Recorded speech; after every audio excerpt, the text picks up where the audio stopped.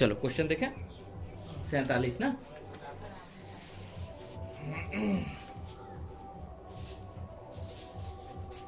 Given by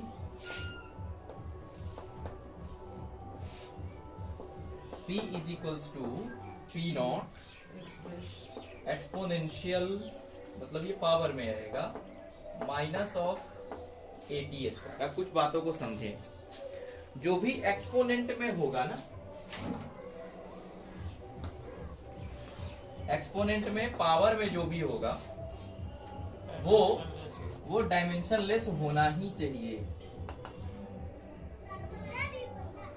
dimensionless एकदम होना चाहिए। अगर डायमेंशनलेस नहीं है तो फिर समस्या है। अब देखिए हमारा A कांस्टेंट है और T क्या है, टाइम। तो हमें ये पता चला कि जो AT² है वो डायमेंशनलेस है, यानी m पर पावर 0, l पे पावर 0, t पे पावर 0, a पे पावर 0। ठीक है, तो इन सब का वैल्यू क्या 1 हो जाएगा, डायमेंशनलेस तो 1 हो गया। तो हमें ये पता चला कि a जो है वो 1/t²। एक्सेलरेशन नहीं है ये कांस्टेंट है। जब लिखा रहे एक्सेलरेशन तब उसको एक्सेलरेशन माने, वरना सीधा ABCD मान ले। तो ये a है, कोई एक्सेलरेशन नहीं, कुछ नहीं, ये नॉर्मल टर्म है, कांस्टेंट है। तो a क्या हो गया, t²। t के लिए क्या लिखते हैं, टाइम। इसको लिख सकते हैं t पे पावर -2।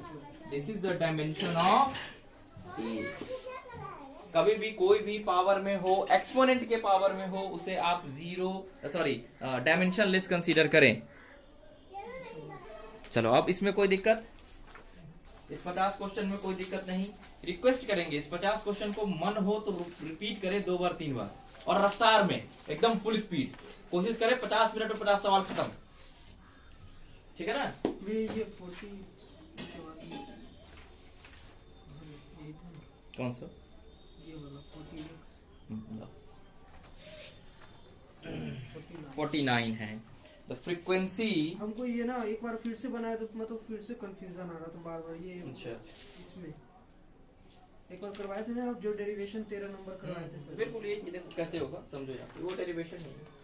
यहाँ समझो 49 नंबर क्वेश्चन में है कि जो आपका फ्रीक्वेंसी है वो दिया जा रहा है a m पे पावर x k पे पावर y। अच्छा, जो m है वो मास है, सॉरी पावर, जो m है वो क्या है, मास है, और जो k है वो स्प्रिंग कांस्टेंट है। अगर आपको याद होगा तो force of spring is minus of kx। तो k क्या हो जाएगा, F/x। F क्या होता है, mlt-2/L। तो क्या हो गया, mt-2। अच्छा, ये तो डायमेंशनलेस है। a को दिया हुआ है क्या, डायमेंशनलेस। हमको मतलब नहीं। तो इससे तो हमें मतलब ही नहीं रहा। अब हमें सिर्फ और सिर्फ मतलब है m पे पावर x। तो m के स्प्रिंग में m के power spring constant, sorry spring constant.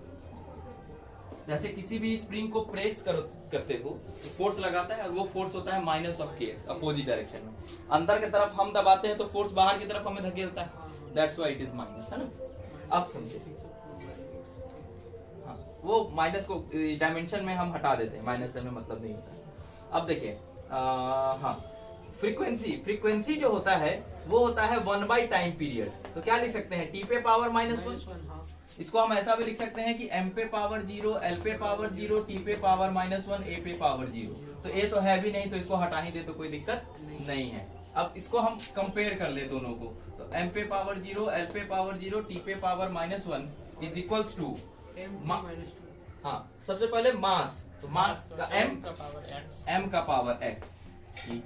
mt minus, उसके बाद में mt-2 का पावर y। तो क्या आएगा m पे पावर x प्लस y और t पे पावर -2y। और ये क्या है, m पे पावर 0, l पे पावर 0, t पे पावर -1। कंपेयर करें तो x प्लस y क्या 0 है, x बराबर -y हो गया। अच्छा, अब यहाँ देखें, अगर जो -2y है क्या वो -1 के बराबर है, तो क्या y अपना 1/2 है कि नहीं है। तो हमें x क्या पता चला, x हो गया -1/2। तो अगर आप इसका डायमेंशन लिखना चाहें तो frequency is equals to a m पे पावर वैल्यू भी पूछा है। लिख ही देते हैं पूरा, क्या दिक्कत है। एम पे पावर -1/2 और के पे पावर 1/2, तो हो जाएगा a root under k upon m। और अगर आपको डायरेक्ट xy पूछा है तो ये रहा आपका xy। तरीका बहुत सिंपल है, बिल्कुल वही। सबसे पहले तो हमें जो जिसके इक्वल कर रहे हैं उसका डायमेंशन पता होना चाहिए, देन जो कंपोनेंट्स हमने लिए हैं उसके डायमेंशन डिराइव करना हमें आना चाहिए, उस पे पावर सब्स्टिट्यूट करें और पावर को इक्वेट कर दें। फ्रीक्वेंसी लिखा हुआ है, फ्रीक्वेंसी नहीं देखो जो भी होगा उसमें लिखा रहेगा, क्वेश्चन में क्लियर लिखा हुआ द फ्रीक्वेंसी ऑफ वाइब्रेशन, ठीक है। इसमें भी शुरू में मेन से कब तक लगेगा इधर तक हमला ठीक है भाई, होगा तो बताएं। फी कम कर दीजिएगा बहुत ही। हाँ, तो पटना उटना में है उसका, पटना में बोला बिहार में भी एडमिशन करा दें, उनका तो कमीशन हो जाता है ना। मतलब एडमिन मतलब एडमिनिस्ट्रेशन डिपार्टमेंट में तो इतना बच्चा आया क्या हुआ नहीं। अच्छा भैया, तो बायजू वाला खरीद ले तो वो अपना नाम देगा ना इसको कि वही नहीं? अभी तो काशी रहेगा ना, उसको खाली चलाने वाला, जैसे पहले आकाश चौधरी वो चलाता था, जेसी चौधरी चलाता था, उसको बायजूस वाला चलाएगा और क्या। उसका बस सिस्टम नाम वही रखेगा अभी, ब्रांड है तो ब्रांड ही होगा, नहीं लेकिन नहीं आता है, लेकिन आपका कंसेप्ट स्ट्रॉन्ग हो जाएगा। आता तो नहीं है बट कंसेप्ट में रिच हो जाओगे। देखिए पहला क्वेश्चन है, which of the following combination has the dimension of electrical resistance, है ना, जहां पे दिया हुआ है कि जो एप्सिलॉन नॉट है वो क्या है, परमिटिविटी ऑफ वैक्यूम है, और एक क्या है म्यू नॉट है, परमिएबिलिटी, और एक क्या है आर है। क्या आपको इन सभी के डायमेंशंस पते हैं? हाँ सबका डायमेंशन आपको पता है? अगर आप याद करें पीछे हमने सबका डायमेंशन कर रखा है। हाँ पीछे में अपन सबका डायमेंशन कर चुके। C बराबर से इसका डायमेंशन अधिक हो जाएगा, C चलो मैं डायमेंशन लिख दे रहा हूँ ताकि आपके लिए सहूलियत हो जाए। आर का डायमेंशन होता है ml² t पे पावर -3 a पे पावर -2, और म्यू नॉट का होता है ml t पे पावर -2 a पे पावर -2, और म्यू नॉट का होता है m पे पावर -1 l पे पावर -3 t पे पावर 4 a²। अब देखिए हमें करना क्या है, हमें एक्चुअली में एक ऐसा सिस्टम बनाना है जो कि इसके बराबर हो डायमेंशन में। तो क्या करेंगे, कुछ नहीं, एक स्केलेटल फॉर्मूला बनाए कि R is directly proportional to epsilon not to the power alpha and mu not to the power beta. अपने से अल्फा बीटा अपने से, हाँ अपने से मान लेते हैं, जैसे पहले अभी क्वेश्चन बना रहे थे। हाँ कुछ भी मान सकते हैं आप। तो R क्या है आपका डायमेंशन के फॉर्म में, ml² t पे पावर -3 a पे पावर -2, अच्छा, इज इक्वल्स टू m पर पावर -1 l पे पावर -3 t पे पावर 4 a पे पावर 2 अल्फा, m l पे पावर 1 t पे पावर -2 a पे पावर -2 बीटा। अब क्या करें, सभी को मल्टीप्लाई कर दें, तो m पे पावर कितना आ जाएगा, minus of alpha plus of beta. l पे कितना पावर आ जाएगा, minus of 3 alpha plus beta. t पे आ जाएगा 4 अल्फा माइनस ऑफ 2 बीटा, और a पर आ जाएगा 2 अल्फा माइनस 2 बीटा।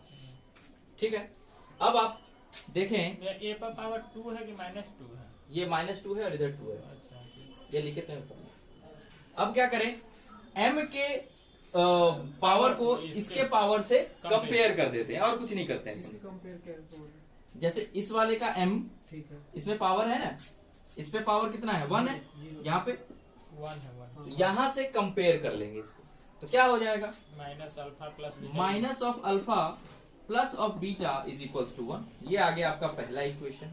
उसी तरह से l के पावर को कंपेयर करें, तो minus of 3 alpha plus of beta is equals to 2। L पे 2 है, एल का कर रहा है। एल का। अच्छा, अब उसका टी पे पावर -3 है, तो ये हो गया आपका इक्वेशन 2। अच्छा, यहाँ लिख दिए -3। यहाँ पे देखो टी पे पावर क्या है, 4 alpha minus 2 beta, 4 alpha minus 2 beta, ठीक है। और -2 is equals to 2 alpha minus 2 beta. अब देखिए आपके पास में 4 इक्वेशन है, 2 वेरिएबल हैं, आप आसानी से इसको सॉल्व करके एक लाइन निकाल बन सकते हैं। जाएगा। सबका एक हाँ। इक्वेशन निकालें। हाँ, कुछ भी कर सकते हैं, इसमें से इसको घटा दें, किसी में से किसी को जोड़ के किसी भी तरह आपको अल्फा और बीटा का वैल्यू निकालना है। और जब आप ध्यान से देखेंगे तो आपका अल्फा आएगा -1/2 और बीटा आएगा 1/2। मैं आंसर लिख देता हूँ यहाँ पे, alpha will be -1/2 and beta will be 1/2। ये आंसर है जो आपको खुद से कैलकुलेट करना है। आंसर टू बी कैलकुलेटेड लिख दे रहे हैं। ये ऐसा नहीं कि बस यहाँ लिख दिया है तो कैलकुलेशन स्किप कर दें। ये चूंकि टाइम अपने पास कम है, ज्यादा पढ़ाना है, इसलिए ऐसा कर दिया। ये आपके अथी में नहीं, वो अल्फा और बीटा का बस आ गया वैल्यू, वही बस अल्फा और बीटा का वैल्यू आ गया। तो यहाँ से अपना रिजल्ट क्या आ जाएगा, देखिए रिजल्ट आ जाएगा कि R is directly proportional to E not पर पावर कितना -1/2, क्योंकि अल्फा का वैल्यू -1/2 और बीटा पे पावर सॉरी बीटा नहीं, म्यू नॉट पे पावर 1/2। हम इसको लिख सकते हैं कि R is directly proportional to root under mu not upon epsilon. ठीक है, कोई दिक्कत नहीं, ऐसे भी लिख सकते हैं। अब देखिए एक क्वेश्चन है कि एक फॉर्मूला दिया हुआ है आपको। यह फॉर्मूला है कि जो x है वो है 5yz², जिसमें x और z का डायमेंशन जो है, x का डायमेंशन कैपेसिटेंस के जैसा है और y का जो डायमेंशन है वो मैग्नेटिक फील्ड है। मैं ऊपर x का लिखे वो 5yz। हाँ, ये फॉर्मूला है दिया हुआ क्वेश्चन में। x ही का है वो। हाँ, ये ऐसा फॉर्मूला दिया हुआ है। और कैपेसिटेंस और y हाँ, मैग्नेटिक मैग्नेटिक फील्ड है। कह रहा है कि z का डायमेंशनल फॉर्मूला क्या होगा। What will be the dimensional formula, sorry y नहीं, z दिया हुआ है, z दिया हुआ है मैग्नेटिक फील्ड, और y का डायमेंशनल फॉर्मूला पूछ रहा है कि क्या होगा। तो सबसे पहले तो आपको c और बीटा दोनों का डायमेंशनल फॉर्मूला हम पीछे कैलकुलेट किए हैं, याद है। c क्या होता है, c हो जाता है ml2t-3a-1 c का मैं फॉर्मूला पूछ रहा हूँ। q/v। क्या होता है, q/v। हाँ, बहुत सुंदर, q/v। तो ये क्या हो जाता है, m पे पावर -1, दो से जाओ, -2 l पे पावर -2 -2, t पे 4 a पे पावर 2 और t पे पावर 4। सही लिखा है या गलत लिख दिए? सही सही है। मैग्नेटिक फील्ड के लिए मैंने आपको बताया था कि F को I इंटू L से डिवाइड करते हैं। I क्या है, करंट, L क्या है, लेंथ। अरे फोर्स क्या होता है, फोर्स किसी भी करंट कैरिंग वायर पे मैग्नेटिक फील्ड में जब डालते हैं तो वो क्या फोर्स उस पे लगता है, I L इंटू बीटा लगता है ना। हाँ, ये पढ़े भी तो है।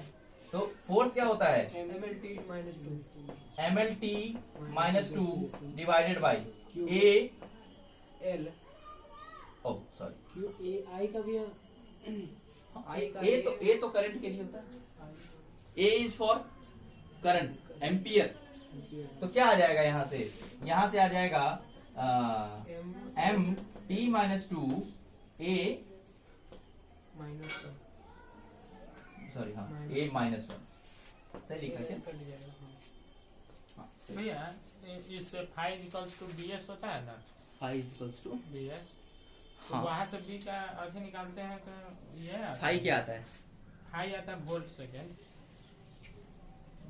ऐसे इससे नहीं निकालते हैं, इससे बस निकालते। ये तो मैग्नेटिक फ्लक्स हो गया, मैग्नेटिक फ्लक्स थोड़ी तुम। तो हमको bs के वजह से पता हाँ, तो मतलब है एस क्या है, इस डिस्टेंस एरिया तो यहाँ पे एल स्क्वायर हो जाएगा। हाँ, तो ये कट जाएगा ना तुम्हारा ये। अच्छा समझ गए। तो भी तो वही बात है नहीं S S is surface area. हम ये कहना चाह रहे थे कि आंसर नहीं मिल रहा था इसमें। अब यहाँ देखें, अब मेरे को x पता है तो x को क्या लिखते हैं, ऐसा लिखते हैं m पर पावर -1, l पे पावर -2, a पे पावर 2, t पे पावर 4। ये किसके बराबर है, ये बराबर है y का हमें पता नहीं है तो सिंपल लिख ले y। और ये क्या है z स्क्वायर, तो z स्क्वायर इस पूरे टर्म का स्क्वायर मतलब m पे 2, t पे पावर -4, a पे पावर -2। तो y क्या हो जाएगा, ये पूरा टर्म में जाके डिवाइड हो जाए तो अपना काम बन जाएगा। ये पूरा टर्म में जाके डिवाइड हो जाए तो y का डायमेंशन हम लिखते हैं m पे पावर -1, l पे पावर -2, a पे पावर 2, t पे power 4 divided by m square t पे पावर -4, a पे पावर -2। कौन बोला भाई, गलती हो ये हो जाएगा ऊपर जाकर के m पे पावर -1 -2, ये 2 है नीचे, ऊपर जाएगा तो माइनस हो जाएगा। ये -4 है, ऊपर जाकर के प्लस हो जाएगा तो क्या हो जाएगा। अच्छा l तो 10 का 10, a का देखिए 2 और माइनस माइनस प्लस 2 और t भी 4 माइनस माइनस प्लस 4। तो आपका डायमेंशन बना m पे पावर -3, l पे पावर -2, a पे पावर 4 और t पे power 8। This is your dimension of y।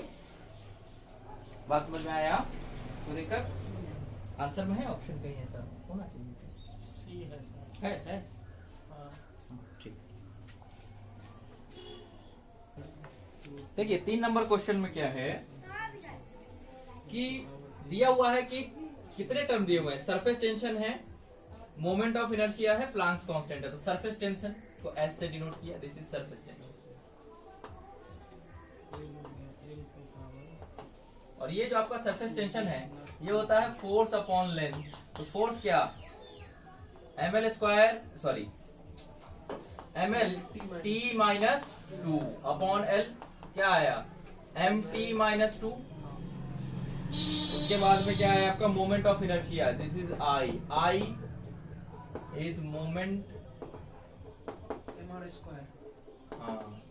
Inertia, वो होता है mr स्क्वायर। तो क्या हो जाएगा m × l स्क्वायर। और तीसरा है h, that is Planck's constant.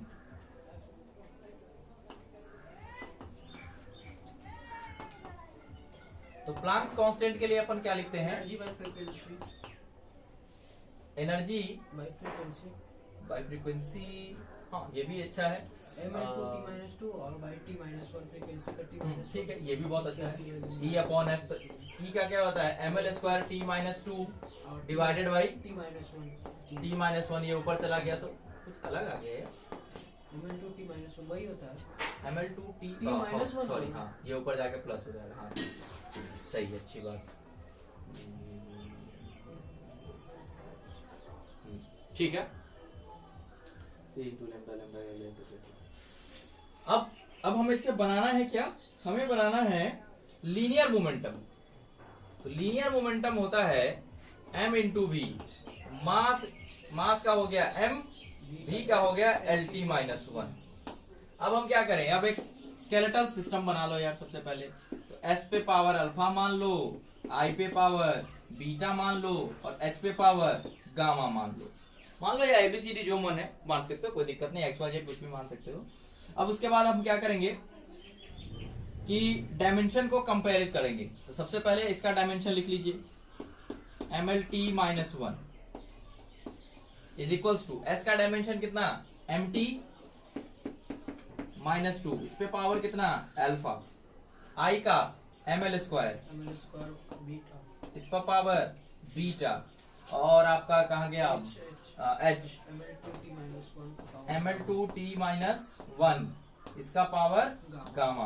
अब सबको मल्टीप्लाई कर दें तो m पर कितना हो जाएगा alpha plus beta plus gamma. अच्छा t पर देखें तो t पे हो जाएगा -2 अल्फा, इसमें तो है ही नहीं, इसमें है तो -1 गामा। उसके बाद में एल का देखें तो एल में तो इसमें है ही नहीं तो 0 हो गया। इसका क्या हो जाएगा 2 बीटा और प्लस 2 गामा, और इधर ये कितना है ml t माइनस 1। कंपेयर कर ले सारे डायमेंशंस का अलग अलग, तो m का कंपेयर करेंगे तो क्या आ जाएगा alpha plus beta plus gamma is equals to 1। अच्छा t का कंपेयर करें तो minus of 2 alpha minus of gamma is equals to -1। ये पहला इक्वेशन और ये दूसरा इक्वेशन। तीसरा इक्वेशन अगर देखें l के टर्म में तो 2 beta plus 2 gamma is equals to what 1। यह हो गया आपका 3 इक्वेशन, 3 वेरिएबल आप इसे सॉल्व कर सकते है ना। इलिमिनेशन मेथड है, सब्स्टिट्यूशन मेथड है, what ever you want you can apply. ये इसका आंसर है, इसे लिख दे रहे हैं आंसर टू बी कैलकुलेटेड। आप कैलकुलेट करें घर पे खुद से।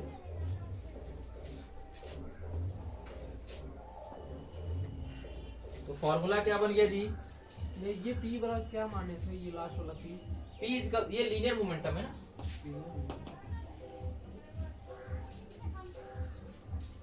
And linear momentum is equals to mass into velocity, है ना। तो यहाँ से आपका फॉर्मूला बना कि P is directly proportional to S पे पावर हाफ, I पे पावर हाफ और H पे पावर 0।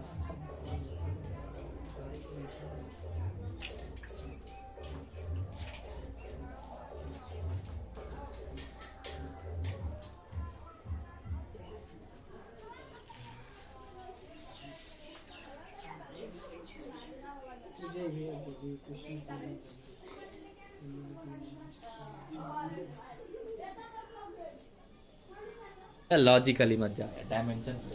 ये बताइए ना, इससे बराबर 1/रूट under mu not epsilon naught और म्यू नॉट लिख देंगे, उसको 1/2 कर देंगे। हाँ बस मल्टीप्लाई कर हमको इसे बताने दीजिए, वो हमको उतना नहीं याद रहेगा तब कपार कितने का। C is equals to root under कितना है म्यू नॉट एप्सिलॉन नॉट होता है, mu not upon mu not into epsilon not होता है। हाँ ये वेलोसिटी वाला था जैसे। हाँ स्पीड ऑफ लाइट का होता है। LT -1। तो क्या करें, स्पीड ऑफ लाइट का डायरेक्टली भी लिख सकते मीटर पर सेकंड। क्या हाँ मीटर पर सेकंड। ये इन दोनों के प्रोडक्ट का हुआ ना, हमको निकालना है इसका root mu not E not by mu not. E not by mu not है, E not by mu not निकालना है इस लॉजिक से। ये आप पहले अपना माथा घसाएं, उसके बाद हम अपना ये ऐसे तो हम भी सोच रहे ये हम कॉल भी इस पर माथा घसाए थे। घसाइएगा, उसके बाद फिर हम बताएंगे।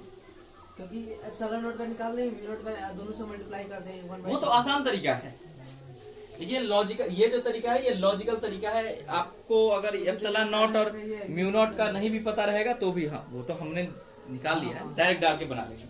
लेकिन अगर इन केस हम भूल गए उससे, लेकिन हमें ये पता है ये वाला रिलेशन, इस रिलेशन से ये रिलेशन निकले कि नहीं निकले, निकले तो कैसे निकले, इसके बारे में सोचना है।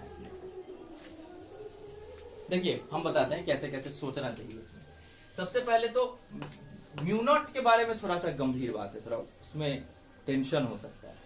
एप्सिलॉन नॉट तो बड़ा आसानी से निकल जाएगा। क्या निकलेगा एप्सिलॉन नॉट? अच्छा यहाँ से देखो C into epsilon naught is equals to 1/रूट अंडर म्यू नॉट। अच्छा सॉरी ये हाँ इधर भी रूट अंडर, ठीक है। अगर मैं इस वैल्यू को यहाँ पुट कर दूं तो आइएगा एक ही लगेगा root under E not into mu not. अगर हम इसको मल्टीप्लाई कर दे इसके इस वैल्यू को यहाँ रिप्लेस कर दे तो क्या लिख सकते हैं कि C इंटू ई नॉट पे power half into E naught पे power half, that is C into E naught. कैसे मुझे तो समझ नहीं आया। किसका नहीं समझ में आया। इसके जगह पे अरे इसको ऐसे लिख सकते हैं, नहीं लिख सकते हैं यार, इसको नहीं लिख सकते हैं कि ई नॉट पर power half into mu naught का पावर हाफ ऐसे लिख सकते हैं, नहीं लिख सकते हैं इसको। हाँ इसका वैल्यू हमको पता है कि इतना होता है, तो ये वैल्यू यहाँ डाल हाँ दिया। वो आराम से हाफ हाफ पावर मिला क्या हो गया 1, अच्छा म्यू नॉट का क्या होता है, एप्सिलॉन नॉट का क्या होता है? एप्सिलॉन नॉट का होता है 1/4 पाई एप्सिलॉन नॉट, तो गया तो क्या हो जाता है जी, C square by sorry E square by लेकिन इसमें भी आप जो निकाल रहे हैं इसमें भी ए का हमको याद रहना ही चाहिए, लेकिन नहीं रहना नहीं चाहिए, वो भी लॉजिकली निकाल लेंगे, वो फोर्स वाले से निकाल लेंगे यार। ये कैसे निकाल निकाल लेंगे, लेकिन भी आज सही सब्स्टिट्यूट करके हमें एक बार इस सॉरी अरे दोनों का याद कर लेना एप्सिलॉन हाँ चुप याद कर लेगा तो सीधा सिंपल बन जाएगा। इससे आप एप्सिलॉन नॉट निकाल करके वैल्यू पुट करें, आंसर निकल जाएगा। एक और तरीका है, हमको भी ध्यान में नहीं आ रहा है, वो बनेगा, कल अपन उस पर चर्चा कर लेंगे, कोई बात नहीं।